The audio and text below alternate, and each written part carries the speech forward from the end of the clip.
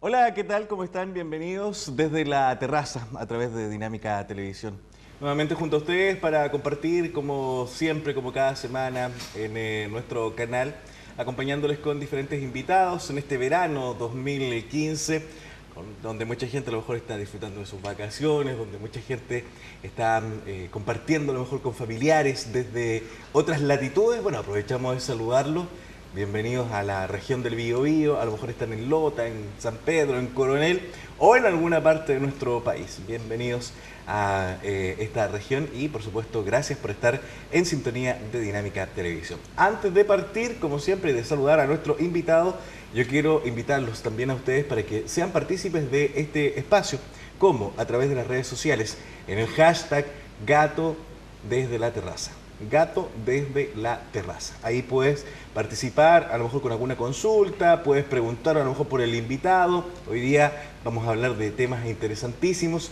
Están, yo sé que muchos de vacaciones, pero eso también se nos vienen algunos temas que son importantes. Por ejemplo, la compra de los útiles escolares, la compra de los uniformes. ¿Qué es lo que pasa cuando, cómo hacer valer los derechos y obligaciones? Vamos a hablar acerca de esto y de mucho más.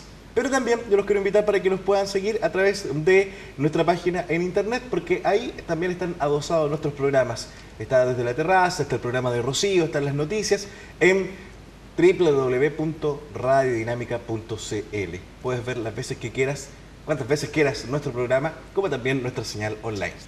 Voy a saludar inmediatamente a un amigo, él es abogado, vamos a hablar acerca de deberes, derechos, en fin, vamos a hablar de todo, pero en forma tranquila, relajada, en un lenguaje común, porque de repente se habla del artículo, inciso, y esto deja a todo el mundo colgado. Acá no, vamos a hablar con palabras claras y bien detalladas de lo que son las obligaciones, los derechos y también de algunas cosillas que van a ir saliendo en esta conversación, así que póngase cómodo. Esteban, bienvenido, gracias por estar con nosotros. Esteban Neira Sepúlveda, abogado. ¿Cómo estás? Bienvenido. Muchas gracias, Patricio, muy bien, ¿y tú?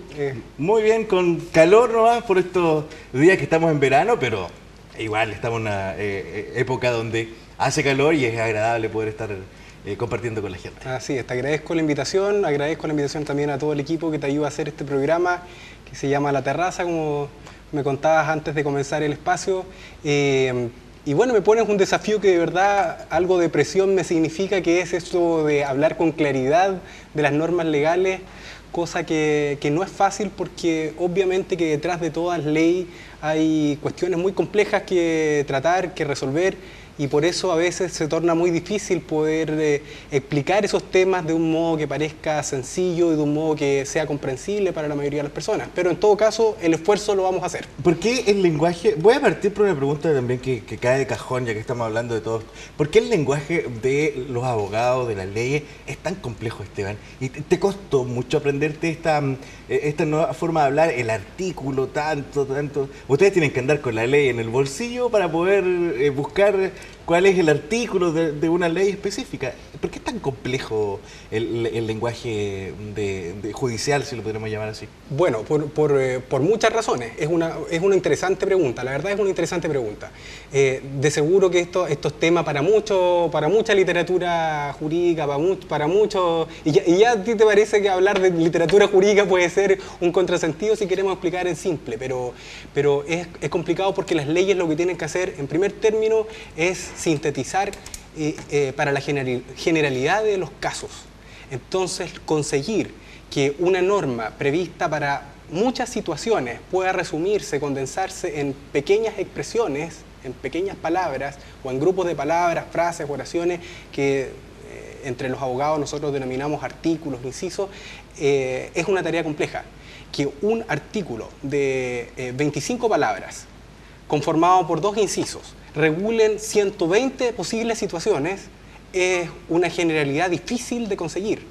Por lo mismo, generalmente esas palabras suelen ser lo más multívocas posibles, aunque con significados precisos determinados por el legislador, pero por lo general se trata de palabras que requieren de una cierta interpretación, que no siempre tienen la misma aplicación para todos los casos. Por lo tanto, claro, la primera razón por la cual el lenguaje jurídico es difícil es porque lo que intenta resolver una ley son múltiples situaciones o posibles casos, incluso a veces no previstos por el legislador en un principio, pero que intenta el legislador de algún modo en un principio tratar de abarcar incluso aquello que no se imaginó.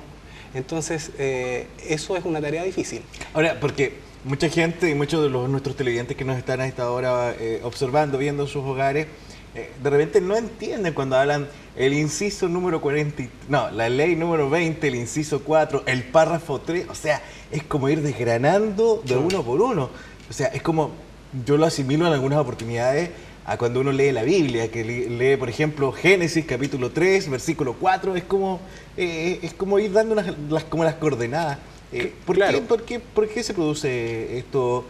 ¿O será para que ustedes lo puedan desarrollar de mejor forma? Bueno, claro. ¿Les facilita a ustedes el trabajo? La similitud que tú haces, la comparación esa que tú estás haciendo entre los abogados, los juristas o los que aplican las leyes y, qué sé yo, un teólogo. Claro, un teólogo o simplemente un creyente muy afianzado en sus creencias, muy convencido de aquello que lee, que suele citar versículos de memoria para corroborar su fe o para convencer o persuadir a quienes todavía no creen o no adhieren a la misma creencia. Bueno, esa similitud es correcta en el sentido que lo que uno intenta hacer es darle precisión a lo que defiende. Entonces, para precisar lo defendido, para darle verosimilitud a lo defendido, para darle una fundamentación sólida a lo defendido, lo que suele hacerse en el mundo de las letras es citar textual aquello que supuestamente regularía o comprendería el caso de que se trata. Esteban, con esto, ya que estamos comparando la Biblia, yo sé que la Biblia, hoy día uno se mete al celular y encuentra la Biblia. Le dan una cita bíblica y uno no encuentra. Las leyes también. Las leyes también. Las leyes hoy día están disponibles en cualquier sitio web. Tú vas a Google y dices ley del consumidor y ahí está. A propósito que decías que íbamos a hablar de eso. Si tú buscas ley sobre gasto militar, también lo mismo. Si quieres buscar emblemas nacionales, te van a aparecer dónde están, en qué artículo de la Constitución Política. O sea, los preceptos legales y constitucionales están disponibles. Hay un sitio obviamente oficial, que es el de la Biblioteca del Congreso Nacional, www.bcn.cl, pero las leyes están hoy a disposición de cualquier persona y es muy común que cuando alguien tiene un problema, antes de acudir a un abogado, acuda a Google, busque la ley, la descarga, la lee y después se pasea por las diferentes oficinas tratando de ver cómo solucionar su caso, pero él ya se preformó una opinión.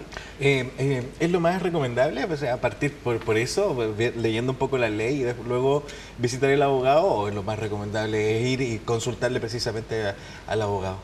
O sea, me parece que siempre un ciudadano informado en cualquier área, sea esa legal, religiosa, política, de cualquier tipo, es muy recomendable, es muy plausible y me parece como consejo, como recomendación, que nunca está de más que un ciudadano maneje la mayor cantidad de leyes posible, aunque sea en términos muy amplios, aunque sea en términos no específicos, no especializados, pero que le permita siquiera tener una opinión de dónde está parado, qué es lo que lo regula, qué es lo que lo protege y cuáles son las normas que a veces le desconocen derecho.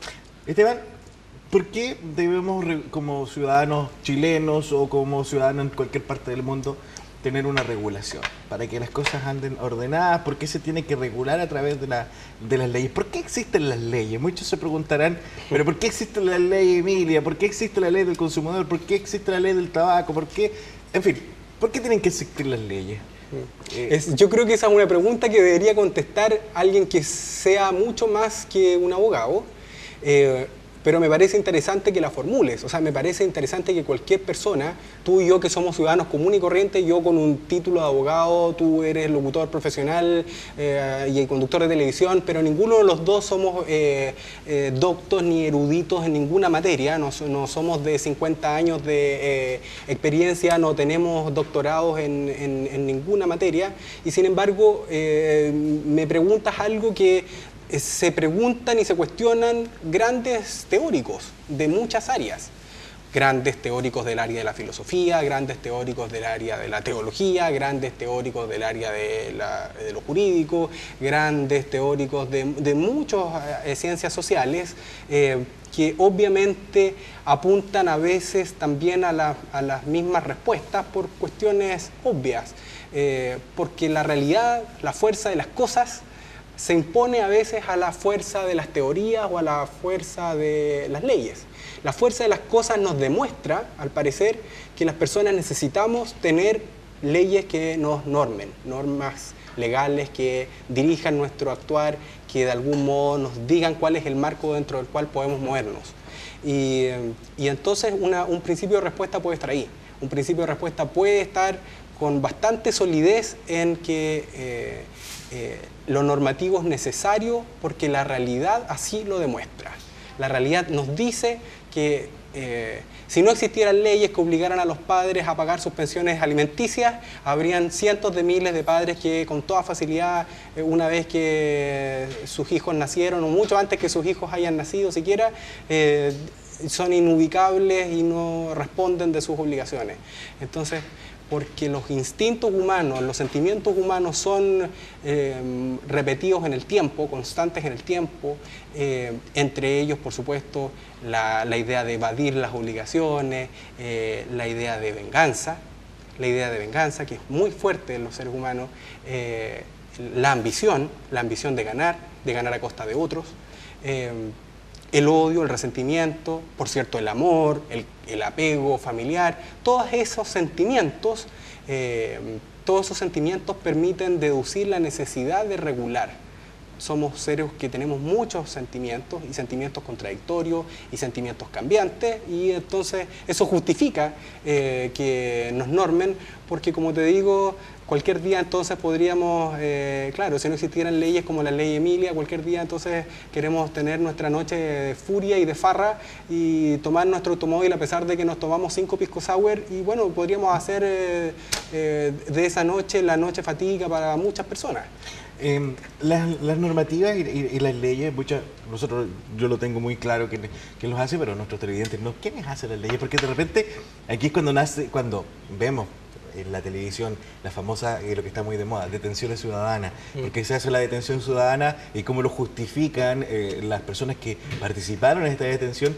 Y dicen, porque la ley no hace nada, porque al otro día están libres, porque en un par de minutos esa persona que fue detenida por la policía está libre. ¿Quiénes hacen las leyes, Esteban, para que le expliques un poco a nuestros televidentes? Sí, yo te puedo contestar esa pregunta, pero antes igual debo comentarte a propósito del encabezado o de la parte preliminar a tu pregunta, que las leyes, que hay un cuestionamiento ciudadano probablemente muy agudo, más que nada por sobre quienes aplican las leyes, quienes tienen la obligación de interpretarlas y aplicarlas, también por sobre los legisladores, pero normalmente las detenciones ciudadanas apuntan al tema de la aplicación de las leyes, que es hecha en el caso de nuestro país, en el caso de nuestra legislación, por los jueces.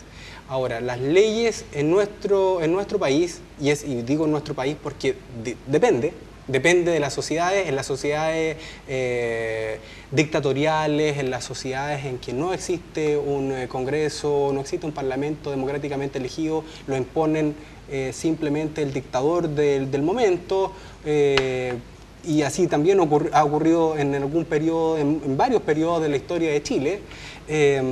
Actualmente en Chile dictan las leyes dos órganos legisladores por excelencia. Esos son el Congreso Nacional y el Presidente de la República. Esos son los que legislan en Chile.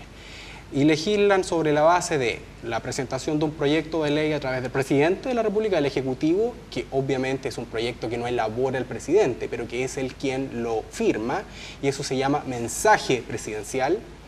No pensé que íbamos a conversar de estas cosas, pero está súper interesante.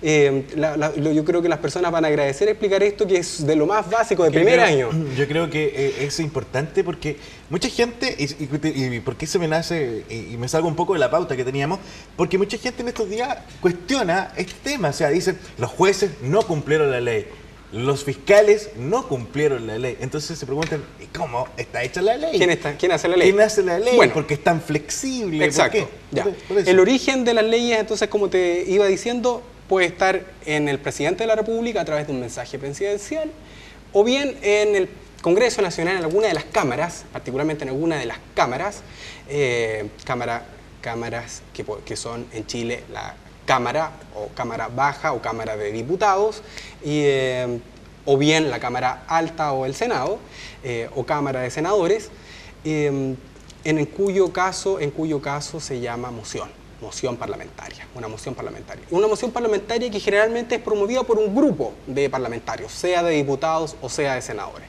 Entonces el proyecto tiene su origen en el presidente de la República o en un grupo de parlamentarios que presentan un proyecto de ley. Y bueno, luego de eso el seguimiento, las etapas formativas de la ley son las mismas, tanto para el caso en que haya sido el proyecto de ley presentado por el presidente a través de su mensaje presidencial, o bien haya sido a través del grupo de parlamentarios por la vía de la moción parlamentaria. Esteban, cuando hablamos de mensaje presidencial, ¿nos referimos directamente al mensaje del 21 de mayo? No, esa es la rendición de cuenta. Para que quede claro. El 21 de mayo, el presidente de la República rinde cuenta del estado político y administrativo de la nación. Es una obligación constitucional que en realidad es una herencia de las costumbres chilenas y que es actualmente precepto constitucional. No, el mensaje presidencial es propiamente tal el proyecto de ley acompañado de las consideraciones y justificaciones que el presidente hace antes de la presentación del articulado mismo del proyecto. ¿Cuántas presentaciones puede formular un presidente al año? Todas las que quiera. Todas las que quiera. No se le dice una cierta cantidad. No. Y en el otro caso, los parlamentarios, ¿cuántas proyectos de ley pueden presentar? No hay límite en el número, hay un límite en otro aspecto, hay un límite en las materias de ley. Hay materias que son iniciativa exclusiva del presidente de la República, y eso también es interesante que lo consultes, que podamos llegar a eso.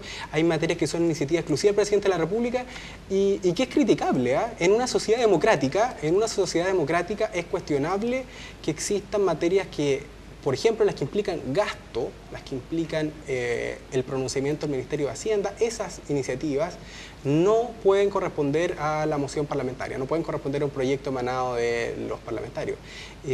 Son de iniciativa exclusiva del presidente de la República.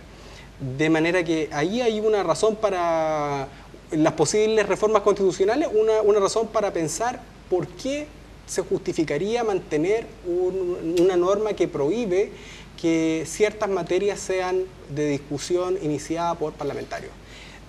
Y más interesante aún, también, a propósito del origen de la ley y de quién hace las leyes, también sería interesante preguntarse por qué en Chile todavía, o por qué en Chile no se habla, no sabemos si se va a hablar el próximo año cuando supuestamente se discutirán las reformas constitucionales, por qué en Chile no se pueden proponer proyectos de ley por la ciudadanía.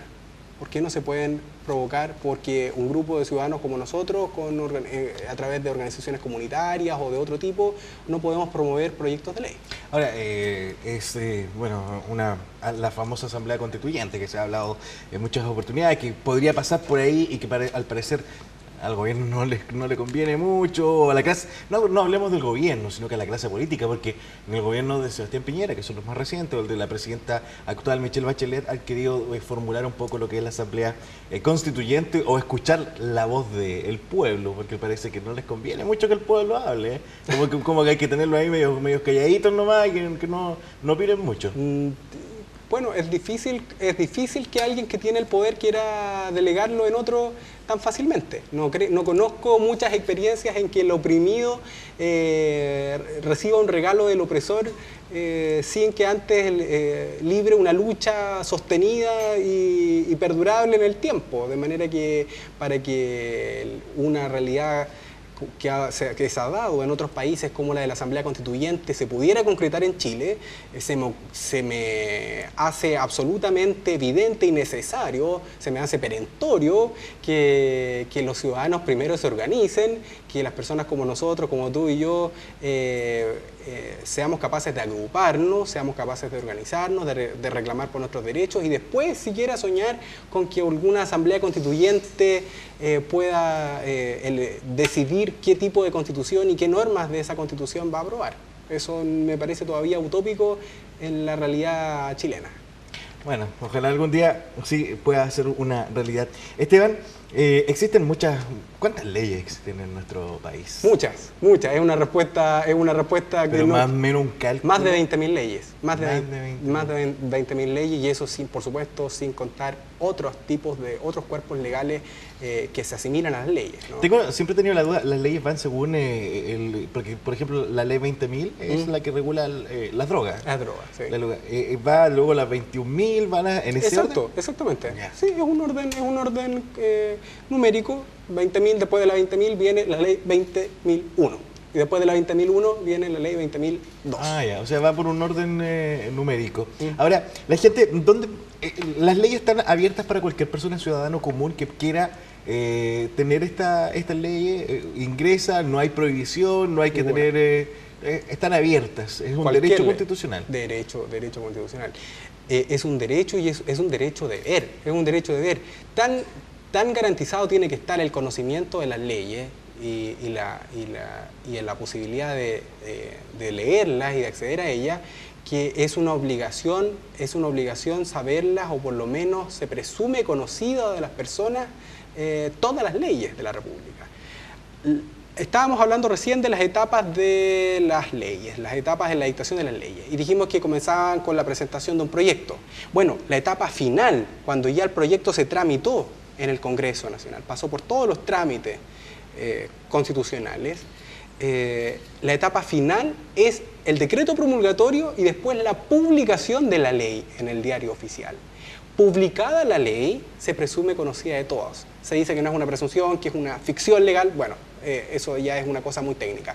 Pero lo importante es que las leyes deben estar disponibles para todas las personas, porque una vez publicada en el Diario Oficial, se presume conocidas de todos, aunque ni tú ni yo las conozcamos. O sea, es como lavarse las manos, decir, ya se publicó, ahora es responsabilidad de usted conocerla. Si sí. usted no la leyó, no es problema mío. Por ejemplo, las últimas normas tributarias, las últimas normas sobre trabajadoras de casa particular, las últimas normas laborales que se hayan modificado. Todas las leyes dictadas en Chile se presume conocida de todos, aunque tú y yo no conozcamos el contenido específico de ellas. La promulgación de una ley, y tal como tú lo manifiestas, o sea, sale del Diario Oficial, inmediatamente los entes fiscalizadores la hacen valer, o se espera un tiempo. Las propias leyes prevén... ¿O hay una marcha blanca? No, la ley está vigente una vez publicada.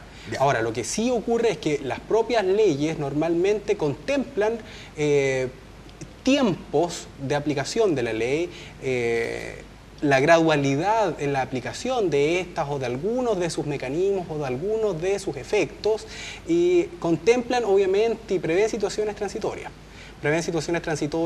Y normalmente lo que hacen es, en un articulado transitorio dicen a partir de tal fecha y hasta tal fecha todas las situaciones que se presenten se resolverán de tal modo. Las situaciones anteriores a esa fecha seguirán resolviéndose conforme a la ley anterior, y las situaciones posteriores a tal fecha regirá plenamente la legislación actual, la ley dictada conforme al nuevo procedimiento. Bueno, estamos a esta hora a través de Dinámica Televisión, acompañándoles desde la terraza en nuestro canal en verano 2015, hablando acerca de estos temas que son interesantísimos y que usted a lo mejor en su hogar no los maneja en forma común, en una forma más como hablamos habitualmente. Bueno, acá lo estamos hablando muy detallado junto a Esteban Neira Sepúlveda, que es abogado. Esteban, voy a volver nuevamente al tema mediático, de las detenciones ciudadanas y de cómo los jueces interpretan las leyes. Cada juez puede interpretar de la manera que sea la ley, o se tiene que rigurosamente seguir, porque no hemos visto en este caso enfrascados en situaciones, por ejemplo, detenciones ciudadanas, por ejemplo, lo que pasó con el hijo del senador Larraín, que atropelló a una persona y que hoy está libre, y que muchos lo adjudicaron a la interpretación que dio el fiscal y el juez, que fueron los principales responsables de esto, y también a la defensa que hizo el abogado defensor, en este caso del señor Larraín. Pero cada persona puede interpretar de alguna manera, o se tiene que regir directamente de lo que es una ley. Los jueces son independientes, hay una independencia de los jueces que está garantizada, y está garantizada constitucionalmente. Y obviamente que sí, un juez en principio debiera ser, y creo justificado, que un juez tenga independencia para aplicar e interpretar las leyes. Obviamente que esa aplicación e interpretación no la puede hacer discrecionalmente y no está autorizado, en primer lugar, para dejar de aplicar una ley si existe.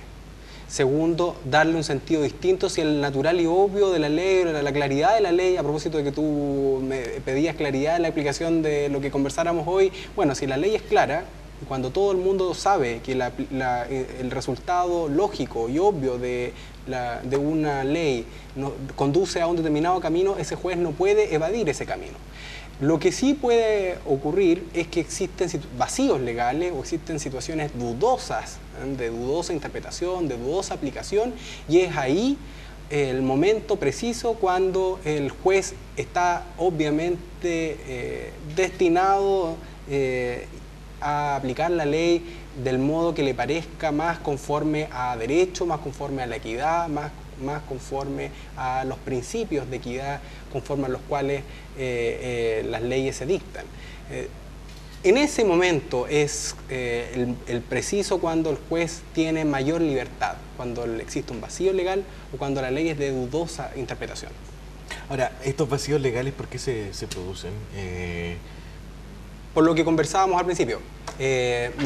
Tú me preguntabas por qué las leyes son difíciles de comprender, por la complejidad y por los numerosos casos que tratan de abarcar. Bueno, aun cuando las leyes tratan de prever muchos casos, obviamente que el ser humano es incapaz de prever todas las situaciones, de subsumir todos los casos futuros, y ocurren muchos casos futuros que no son previstos, y en esas situaciones se habla de un vacío legal.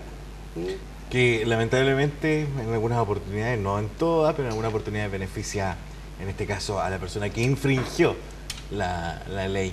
Esteban, hablemos directamente de las leyes que nos interesan a muchos. Voy a partir por la ley del consumidor.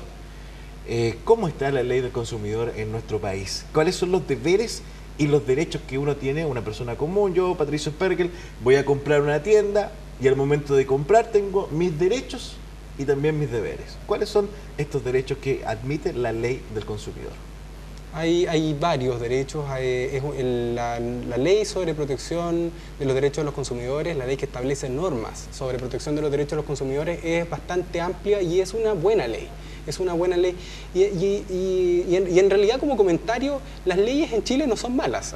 Las leyes en Chile no son malas. El problema son las finalidades que se persiguen con las leyes. Hay leyes que obviamente faltan por dictarse y hay otras que derechamente tienen que modificarse o deben sustituirse porque lo que persiguen es lo maligno, es lo cuestionable.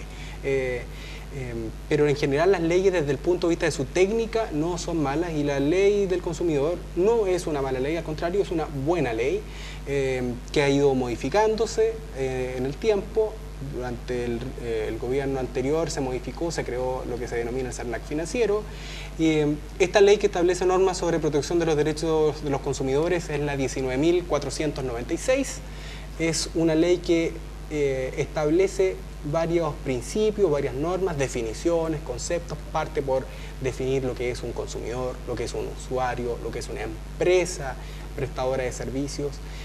Establece conceptos, ¿no? En primer lugar, parte por conceptualizar términos de uso frecuente en esta ley y en otras afines.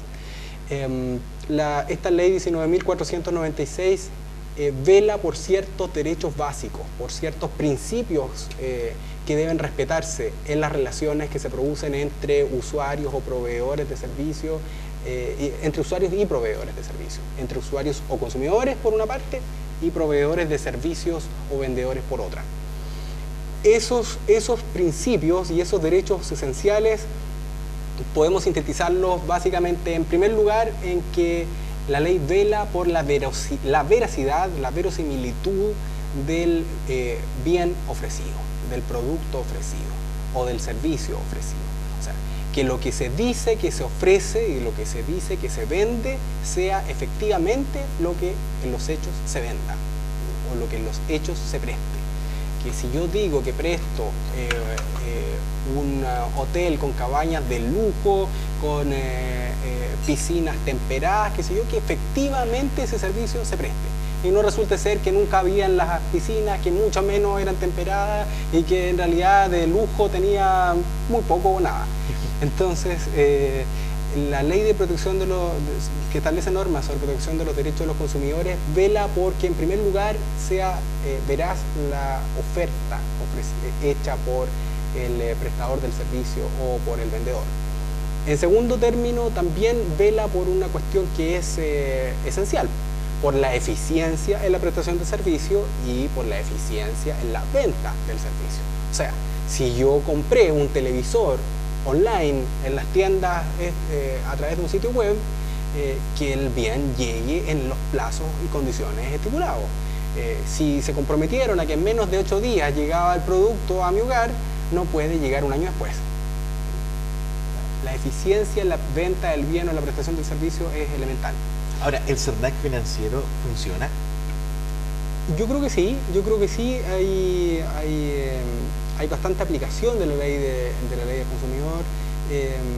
Obviamente que como cualquier normativa legal reciente, hay que ir estudiándola, hay que ir haciéndole ajustes, seguramente van a surgir modificaciones y de seguro van a haber muchas propuestas nuevas en materia de los consumidores porque los derechos de los consumidores son cada día más crecientes, cada día requieren una mayor especificidad dado los múltiples actos comerciales a los que acuden los consumidores y dadas las múltiples formas de compra, las múltiples formas de prestaciones de servicios.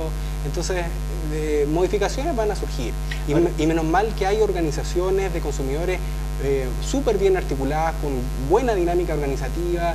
Está con ADECUS, hay muchas organizaciones de consumidores que velan por sus afiliados, por quienes son socios de esas organizaciones, y a mí me parece que en todo caso, hasta el momento, la ley del consumidor sí responde medianamente a los requerimientos de los consumidores. ¿Hay una diferencia entre el CERNAC y el CERNAC financiero o son los dos lo mismo? No, en principio no, es una distinción legal. Es una distinción legal. El Servicio Nacional del Consumidor es eso, el Servicio Nacional del Consumidor. La distinción es legal porque el CERNAC financiero lo que hace es regular y tiene como meta determinadas materias específicas que se escapan a las relaciones típicas entre un simple proveedor de un servicio y un usuario. No se aplica el CERNAC financiero, obviamente, para la compra que yo realizo en una tienda de retail. Ahí no se aplica el CERNAC financiero, pero el Servicio Nacional del Consumidor es uno solo.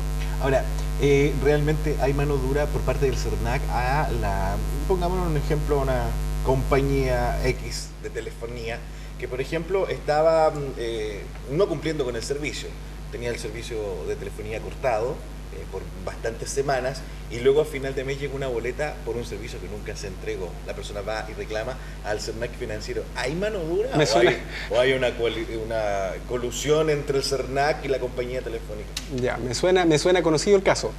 Parece que es de alguien cercano acá al equipo y supe de la situación y claro, y me parece curiosa. Curiosamente se me vino a la mente. Curiosamente. Bueno, sí, es verdad que las empresas de telefonía son muy cuestionadas en algunos de sus particulares servicios. La telefonía móvil, por los millones de usuarios que hay, se producen miles de reclamos, casi diríamos miles de reclamos diariamente. Y sí hay protección. Ahí si se logra probar que hay una infracción a la ley del consumidor, eso es querella infraccional por obviamente infringir la ley del consumidor, y demanda civil de perjuicios porque obviamente se ocasionan daños y perjuicios al usuario o al consumidor de ese bien, en este caso del servicio de telefonía móvil. Ahora bien, el CERNAC no es que tenga mano dura o no tenga mano dura. El CERNAC lo que hace es mediar en la situación, oficia a la empresa, le solicita una respuesta oportuna, le solicite que informe o que indique cuáles son las posibles vías de solución del conflicto para evitar la judicialización de este. Pero no, el SERNAC no es el que aplica sanciones, ni tampoco es el que va a tener que usar la mano dura frente al caso planteado o frente a cualquier otro. Ahora, ¿qué es lo que pasa cuando un cliente, o en este caso un televidente, va a comprar un producto o cualquier sea el servicio y el servicio no es el mejor? ¿Cuál es el procedimiento? Tiene que ir inmediatamente al SERNAC, tiene que contactarse con Esteban, que ya después le vamos a preguntar dónde atiende, para que haga todo el trámite, o primero hace el trámite y luego ya cuando hay tema judicial lo puede hacer en este caso contigo como abogado. Claro, no, el SERNAC no requiere representación ni patrocinio de un abogado y en primer lugar lo recomendable es que el usuario, el comprador del bien se acerque a la empresa. Es lo normal y así pasa. En la práctica las personas cuando sufrimos cualquier falla en la prestación del servicio o cualquier incumplimiento en la venta del bien, lo que hacemos es consultar a la propia empresa, sea la empresa de telefonía, sea el supermercado, sea la tienda de retail, sea cualquiera el prestador del servicio. Uno lo que intenta es resolver pacíficamente el problema. Si eso no da resultado, como muchas veces ocurre, ahí obviamente es recomendable ir al SERNAC y acudir al SERNAC porque ellos pueden evitar la judicialización del caso y bueno, si eso ya no tiene resultado, obviamente que ahí el abogado lo puede asesorar adecuadamente, no obstante que es importante decirlo que en esta materia no se requiere de patrocinio de abogado. O sea, se puede ir al juzgado de policía local, que es el tribunal competente para conocer de las materias sobre infracción de las normas de protección a los consumidores, sin necesidad de patrocinio de un abogado. Eso porque la ley así lo establece. No obstante, y sin perjuicio de lo cual, viene muy cerca la recomendación, que lo diga yo, pero un abogado va a ser siempre necesario en un caso ya judicializado. Luego de la pausa comercial te voy a consultar acerca de lo que es la nueva reforma laboral, que es lo que se viene, algunas cositas de temas laborales que tienen que ver judicialmente con ustedes. Hablar un poco de cómo si la gente se siente un tanto a lo mejor molesta con lo que sucede en su lugar, si una persona común puede ir a entablar alguna demanda en contra, por ejemplo, una empresa que esté contaminando acá en su ciudad, donde sea. Esto y mucho más luego de la pausa comercial, Esteban, porque nos vamos a ir a nuestro bloque comercial que corresponde a esta hora aquí en Desde la Terraza y ya regresamos para continuar compartiendo este programa que está interesantísimo, así que usted no se mueva de nuestra sintonía.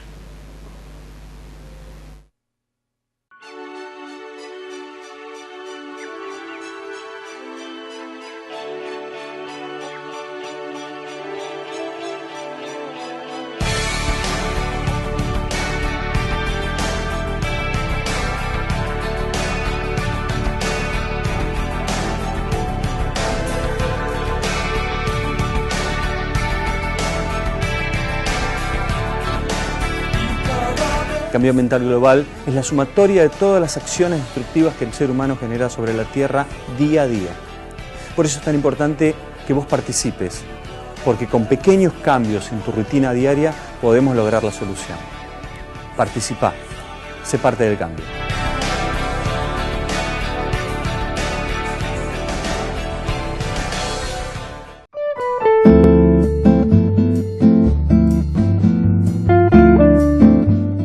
Muebles Carolina le invita a conocer sus muebles de cocina versión Kitchen Solution con novedosas cubiertas y enchapes. En Muebles Carolina, hermosos sofá, sitiales, comedores y mesas de centro. Exclusivas figuras decorativas perfectas para decorar con personalidad cualquier espacio. Muebles Carolina, Aníbal Pinto 680, Concepción.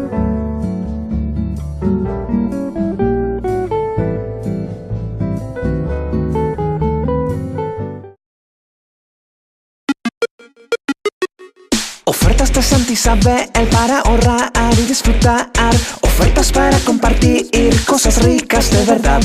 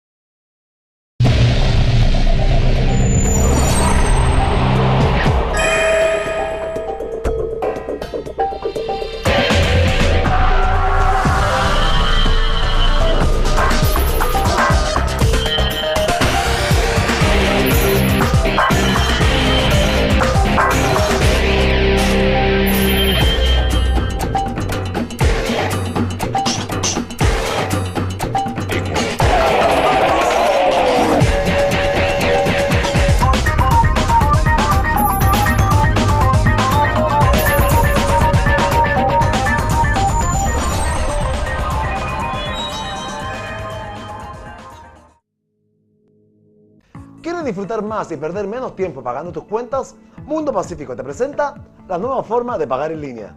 Ahora pagar es más fácil y rápido. Ingresa a www.mundopacifico.cl, busca el botón de pago en línea y selecciona cualquiera de ellos. Una vez abierto el portal de pago, ingresa tu RUT. Selecciona el servicio que deseas cancelar, pon la dirección de facturación y luego haz clic en el botón pagar. Selecciona tu banco si eliges pagar con Red Compra. Ahora, si prefieres utilizar tu tarjeta de crédito, ingresa los datos solicitados por el sistema. Imprime y guarda tu comprobante de pago en línea de WebPay. Finalmente, si presionas continuar, aparecerán los datos de la transacción que realizaste. Ahora, si haces clic en exportar, tendrás acceso a tu comprobante de pago Mundo Pacífico, el cual registra la operación que acabas de realizar. Recuerda que puedes imprimir o guardar en tu computador como respaldo de tu pago en línea. ¿Viste lo fácil y cómodo que es utilizar nuestra nueva forma de pago en línea Mundo Pacífico? Simplifica tu vida, aprovechas más tu tiempo. Mundo Pacífico, te conectamos con el mundo. En Puerto de Coronel, el trabajo de nuestra gente permite que se embarquen productos chilenos a todo el mundo. Puerto de Coronel, aportando al desarrollo económico y social, a la comuna, la región y el país.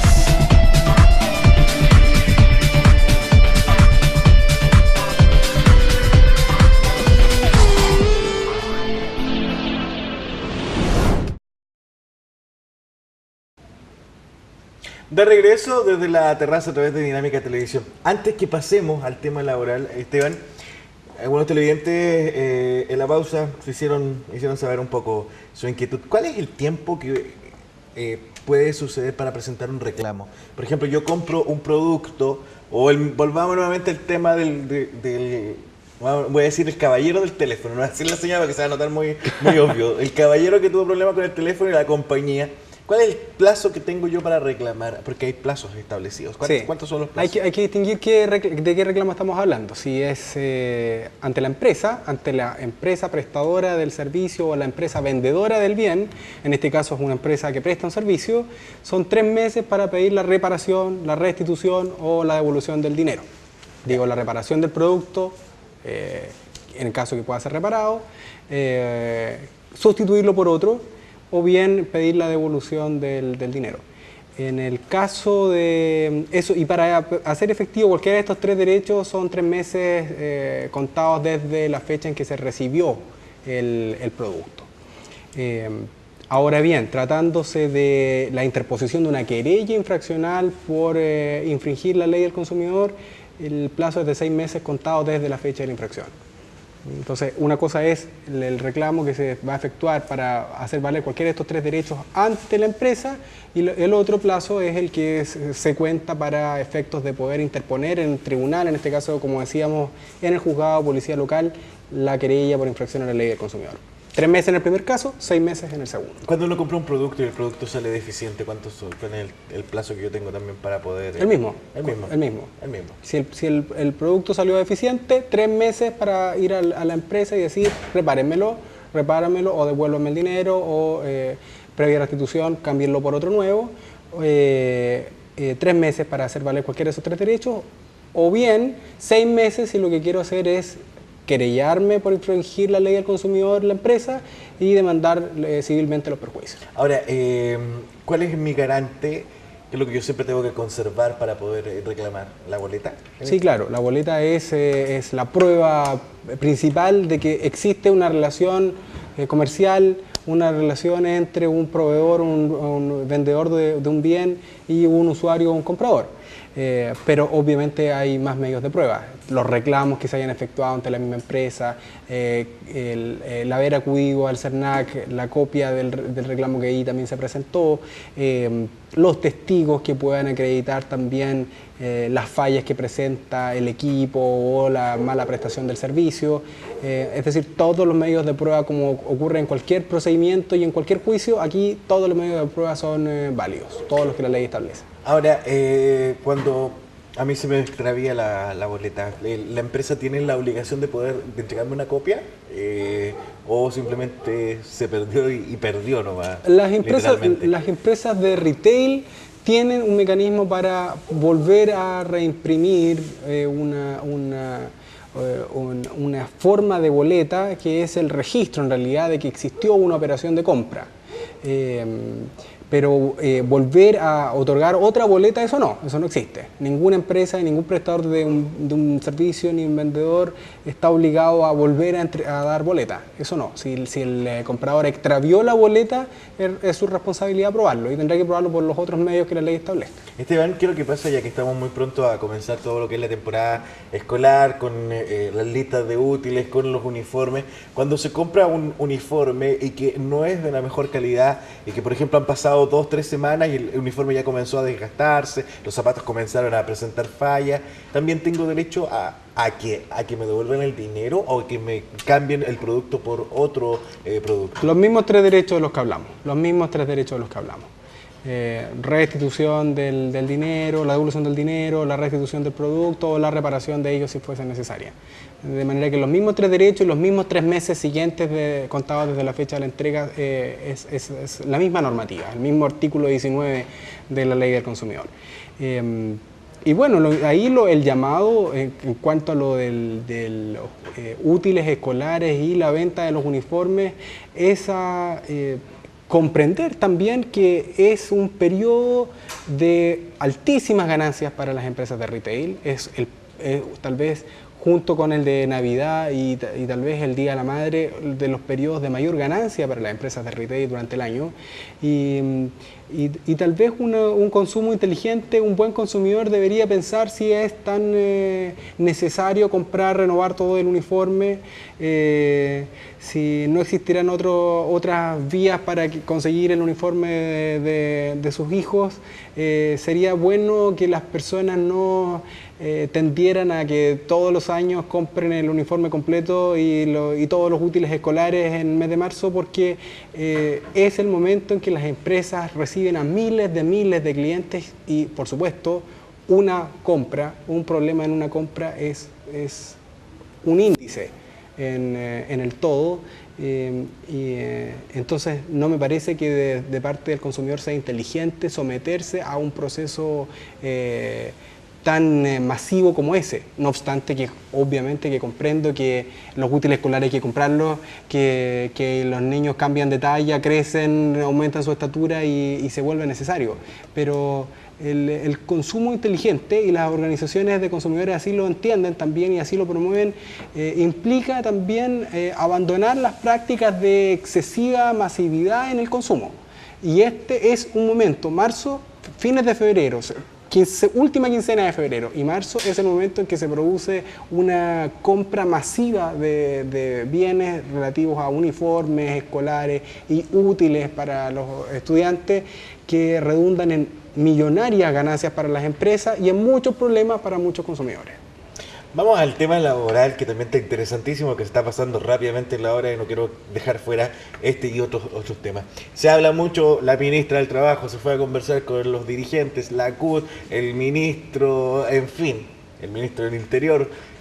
La reforma laboral, ¿qué es lo que pretende esta reforma laboral? ¿Puede ir cambiando? ¿Está muy mala la que tenemos? ¿Le va a dar más beneficio a los trabajadores? ¿Tú que manejas más, Esteban, el tema?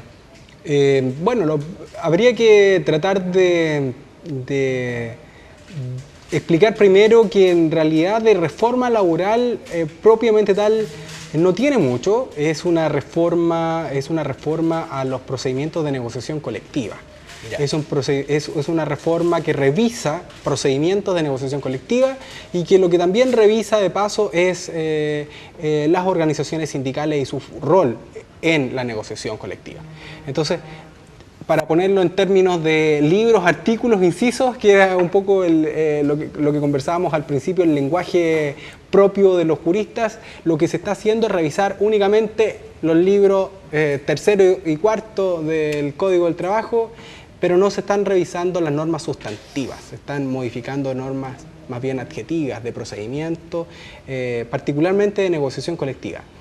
Y algunas iniciativas son interesantes, como eliminar el reemplazo de los trabajadores durante la huelga, que obviamente que actualmente es una posibilidad en 3 momentos distintos, incluso contemplados por la legislación laboral chilena, que atenta severamente contra los principios más básicos de lo que es las relaciones de trabajo, tal como la entiende el derecho laboral internacional, y por lo tanto es una buena propuesta que eso se tienda a eliminar o que derechamente se elimine. Obviamente que quedan pendientes muchas materias, porque las relaciones de trabajo son muy complejas. Este proyecto de ley no toca la negociación colectiva por rama. Al contrario, lo que hace es profundizar la negociación colectiva al interior de la empresa, dejándola únicamente a la empresa. Nada dice respecto de la obligatoriedad del empleador para negociar con las federaciones, las confederaciones y grupos de sindicatos. Nada dice sobre eso. Tampoco nada dice sobre la obligatoriedad de negociar con los sindicatos interempresas. Entonces, y las cosas que dice respecto a estos últimos 2 puntos son, digamos, de poca claridad. De manera que queda mucho por revisar. En lo sustantivo, solo tratando 2 o 3 puntos, en lo sustantivo no se tocan las causales de terminación y la frágil defensa de los derechos de los trabajadores al término de la relación laboral cuando ésta termina por una causal distinta de las necesidades de la empresa. Tampoco se acota como debiera hacerse, aprovechar este momento para hacerlo, las posibilidades para despedir por necesidades de la empresa, que es una causal que todo el mundo que la ha sufrido y todos los que aplican las leyes y los operadores del sistema saben muy bien que se presta para muchas confusiones y se presta para muchos malos usos y se presta para definitivamente una pésima práctica laboral de parte de los empleadores. Es decir, la necesidad de la empresa surge cuando el empleador se aburre de su trabajador. Eso es en los hechos.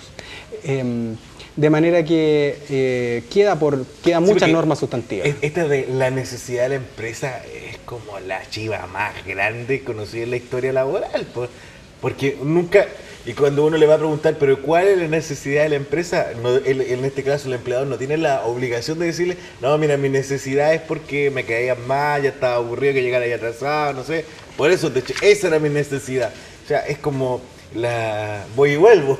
Ni siquiera estaba aburrido, más grande. Ni siquiera estaba aburrido de tu atraso todos los días, porque eso es ya incumplimiento de parte del trabajador. No, la necesidad de la empresa surge porque el empleador ya estaba aburrido de la misma cara tuya todos los días. Eso es. O sea, se presta para la discrecionalidad. ¿Te das cuenta? Si hay un incumplimiento, el empleador sabe que puede hacer valer la causal específica, que llega atrasado todos los días, que no se presentó a trabajar más de 2 días seguidos, etc.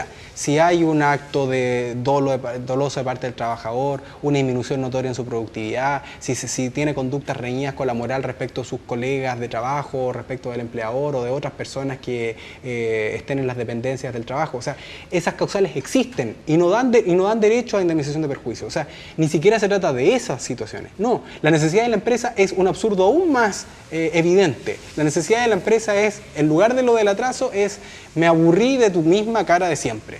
Y eso atenta contra los derechos básicos de las personas, contra los derechos esenciales de los trabajadores. De manera que se perdió una oportunidad para regularlo mejor. Y se perdió la oportunidad para regular otros asuntos que son tan importantes como eso. Vamos a, porque ya nos quedan solamente algunos minutos, ahora sí que nos quedan minutitos. Quiero llevarte a la realidad de lo que vive hoy en día la gente común en Coronel, donde nos vemos día a día enfrentados a situaciones, por ejemplo, de alta contaminación, olores, malos olores, pésimos olores. Nos vemos todos los días enfrentados a temas de contaminación que lo vemos a través de las nubes que emanan de una o de otra empresa. Yo como ciudadano común puedo ir y presentar un reclamo y a quién tengo que presentarle el reclamo, y necesito necesariamente del auspicio de un abogado, o se lo puedo hacer en forma particular como un ciudadano.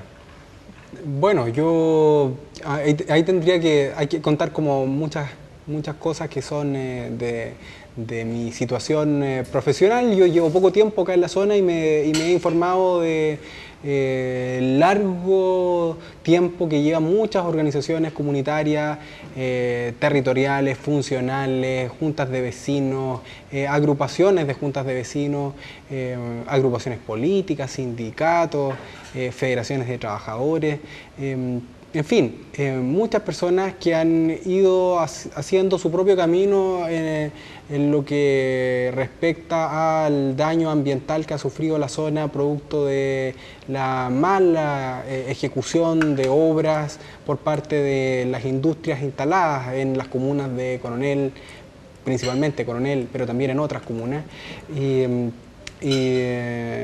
Y claro, sigue existiendo el interés de muchas personas por acudir a los abogados, por organizarse, por hacer presentaciones judiciales, por interponer las acciones legales que la legislación permite, por accionar de protección en muchos casos.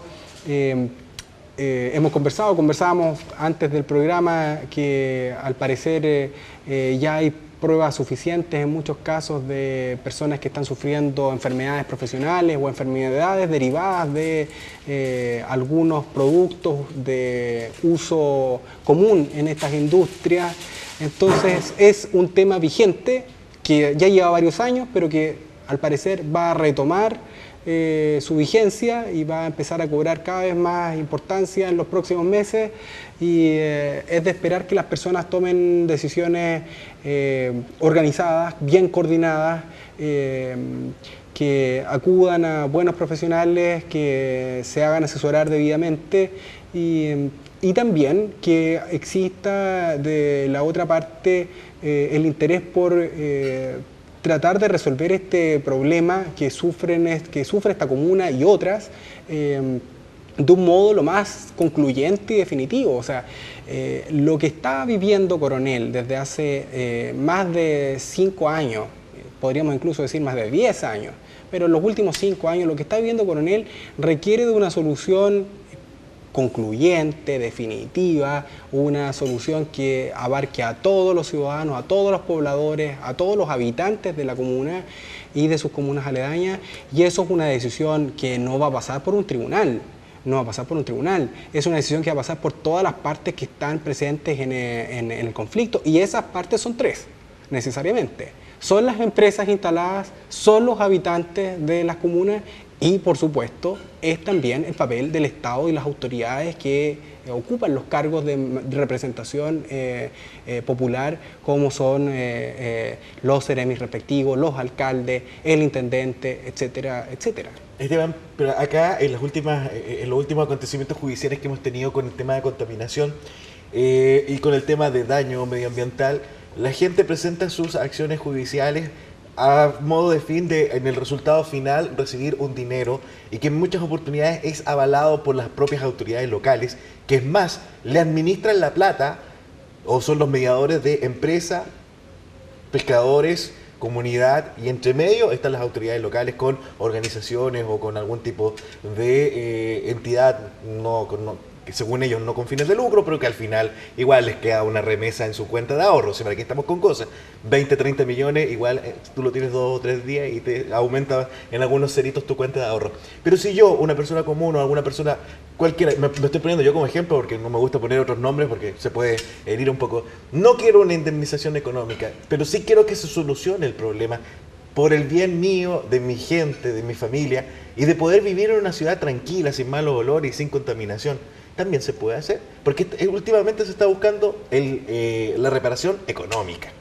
Pero si yo no quiero una reparación económica, y yo sé que hay muchos chilenos y hay muchos coronelinos que no quieren la reparación económica, pero sí quieren vivir en un lugar tranquilo, en un lugar fuera de contaminación, también se puede hacer. Pero claro, y ahí más que nunca va a cobrar sentido la idea de lo organizativo.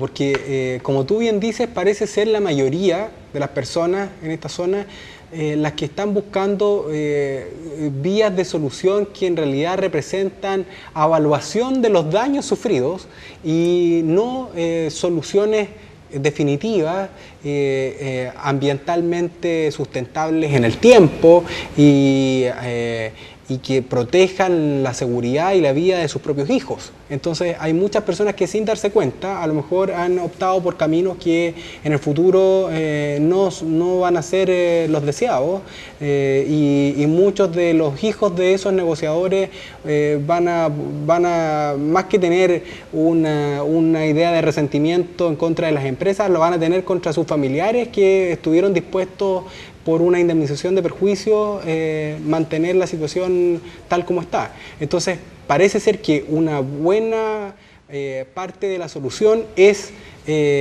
lo que tú dices, buscar un camino que implique un cuidado al ambiente, una mejora de las condiciones del medio de Coronel y de las comunas aledañas, a la par, al mismo tiempo que puedan resolverse esos casos con indemnizaciones por los perjuicios que hayan sufrido, pero que se busque una solución que implique el reconocimiento de los hechos y compromisos técnicos y de todo tipo de parte de las empresas de que van a contaminar menos o de que la contaminación que ellas produzcan no va a significar daños graves para la salud de las personas ni el empeoramiento de las condiciones de vida de ellas, como al parecer todo apunta a que así ha estado ocurriendo. Bueno, la mentalidad hoy en día del chileno es aprovecharse de este tipo de situaciones para poder sacar dinero. Lamentablemente esto lo vemos a diario no solamente acá en la región, sino que en gran parte del país, y lo bonito sería de que se pudiera buscar una solución, no una solución parche, porque para mí estas son soluciones parche. La empresa te pasa una cantidad de dinero, pero te deja así nomás, con mute en el control remoto. O sea, no puedo decir nada aunque esté contaminando, me tengo que quedar callado y me quedo con las manitos atadas para siempre, o por 20, 30 años. Lo que pasó ahora, no pueden hablar durante 20 años, no pueden reclamar. Pero en fin, pero hay gente que a lo mejor quiere que esto se solucione por el bien de poder estar en una comuna tranquila, poder vivir y dejarle algo mejor a la comunidad. Para cerrar este tema, necesariamente se tiene que hacer una persona común. Yo me junto con un amigo, con mi cuñado, con mi compadre, con mi primo, y podemos ir a presentar la acción. ¿Se requiere una cantidad de personas? No. ¿O yo voy y la presento? Puede ser una persona, puede ser una demanda colectiva, no hay limitaciones al respecto. No hay limitaciones al respecto. Este es el tipo de causa en que ese tipo de variantes no influye,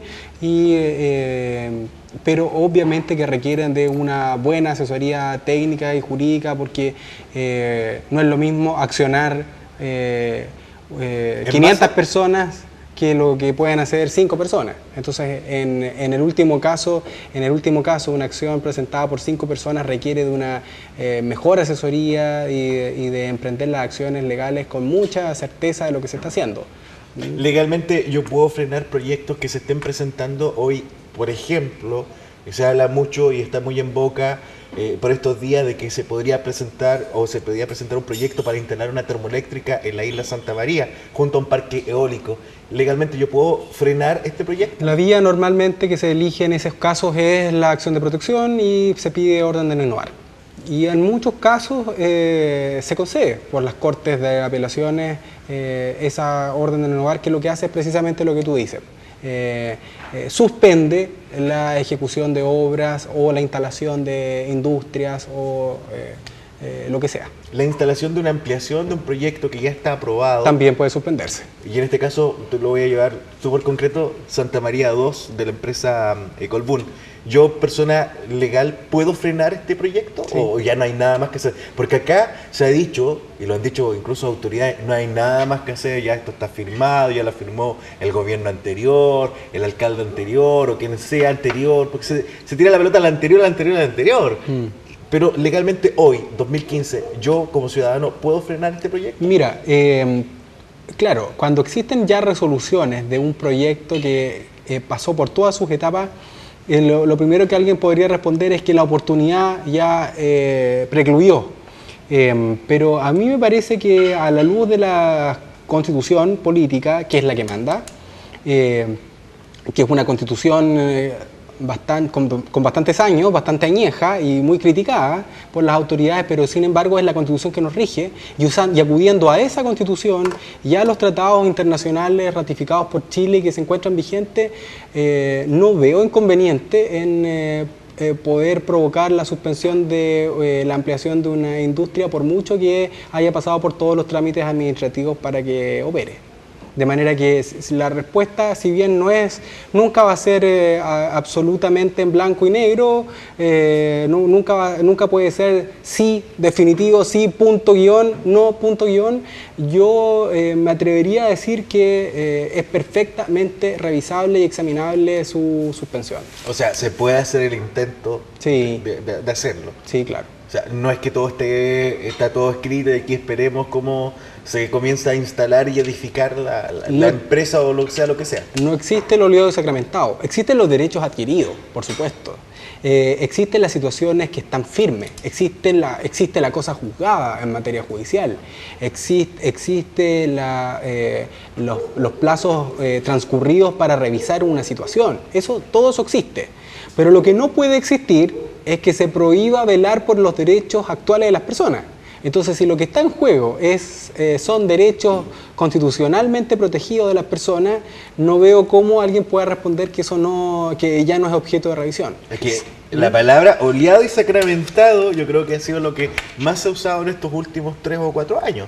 Cuando hablamos de estos proyectos que se quieren construir, cementeras, termoeléctricas en la isla, aparece esta palabra, y lo típico, sí, ya no se puede hacer nada. Mira, oleado y sacramentado, no nos metamos aquí porque ya está listo. Sí, bueno, es una respuesta clásica, es verdad, es una respuesta clásica, pero también clásicamente podríamos decir que, como en algún momento lo conversamos, la fuerza de las cosas, la fuerza de las organizaciones pesa mucho más y ocupan una jerarquía que está muy superior a la fuerza de una ley, de un decreto, de la firma de una resolución.